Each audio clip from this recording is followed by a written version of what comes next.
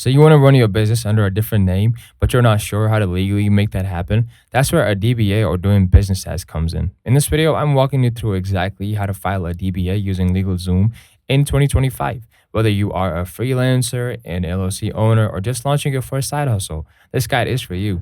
A DBA lets you operate your business under a name that's different from your personal name or a registered business name, like you would mention. For example, if your LLC is called Smith Ventures LLC, but you want to run a clothing brand called Urban Flow, you'd file a DBA for that name. It's essential for branding, opening business bank accounts, and building trust with customers.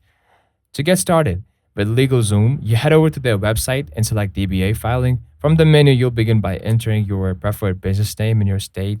LegalZoom will automatically check if the name is available and meet state rules.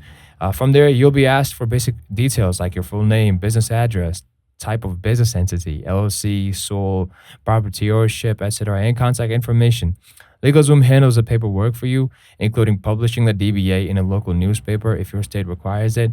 Most filings take around 1 to 2 weeks, depending on the state. Pricing will vary. LegalZoom typically charges a service fee on top of your state's filing fee, so you can expect to pay around $100 to $200 in total. Once your DBA is approved, you'll get official documentation. With that, you can open a business bank account, start using your name on invoices and marketing materials, and legally represent your brand. Just remember, a DBA isn't a business license, it's a name registration. You also need to A DBA isn't a business license, it's a name registration. You still need to handle taxes, permits, and legal compliance separately. If you're wondering whether LegalZoom is worth it, the short answer is yes if you want speed, convenience, and I'd say state-specific accuracy without reading through complicated legalese. It's especially helpful for first-timers.